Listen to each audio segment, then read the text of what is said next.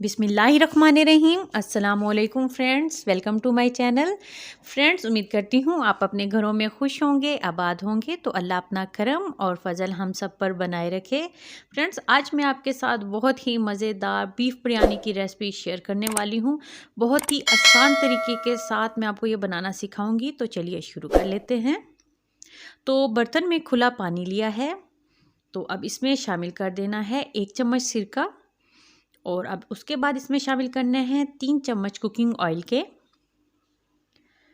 तो cooking oil के बाद अब इसमें शामिल कर देने हैं 4 से 5 लौंग। और इसके बाद अब इसमें डाल देने हैं एक छोटा सा टुकड़ा दालचीनी का और एक बादियान का फूल। थोड़ी सी काली मिर्चें डाली हैं साबित। तो अब इसमें एक सब्ज़ी इलायची भी डाल दी है और 1 चम्मच इसमें अब डाल दिया है नमक। तो अब पानी में उबाल आ गया है। अब इसमें 1 घंटा पहले भिगोए हुए राइस डाल देने हैं। तमाम खड़े मसाले डालने से राइस में बहुत ज़बरदस्त खुशबू भी आ जाएगी और इनका फ्लेवर भी शामिल हो जाएगा।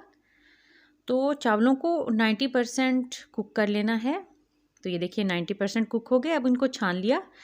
अब एक बर्तन में 1 चम्मच कुकिंग ऑयल का डाला है और अब ऑयल गर्म हो गया तो अब इसमें डाल देना है 1 तेज़पात। मैं ये कुकर में बना रही हूँ।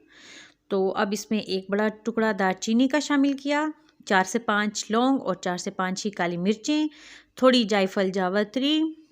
और उसके बाद अब इसमें डाल दिया है 1 लार्ज साइज़ का कटा हुआ प्याज। प्याज को हल्का सा सॉफ्ट कर लेना है मीडियम टू हाई फ्लेम पर। और अब इसमें 3 सब्ज़ी इलायची और 1 बादियान का फूल भी डाल दिया।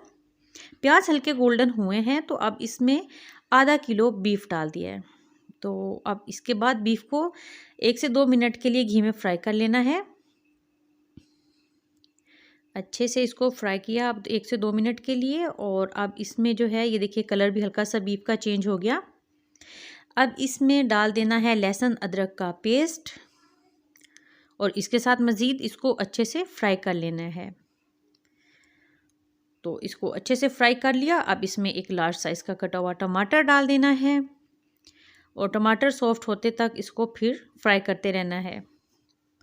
अब इसमें 2 चम्मच नमक के शामिल कर देने हैं और नमक के बाद अब इसमें 1 चम्मच सुरख मिर्च पाउडर शामिल करना है और आधा चम्मच हल्दी पाउडर, 1 चम्मच धनिया पाउडर इसमें डाल दिया और मिसाले को अच्छे से भून लेना है। ये देखिए घर के सादा मिसालों के साथ मैं बिरयानी बनाना सिखा रही हूँ। मार्केट से कोई भी बिरयानी मसाला इसमें लेकर शामिल नहीं करना।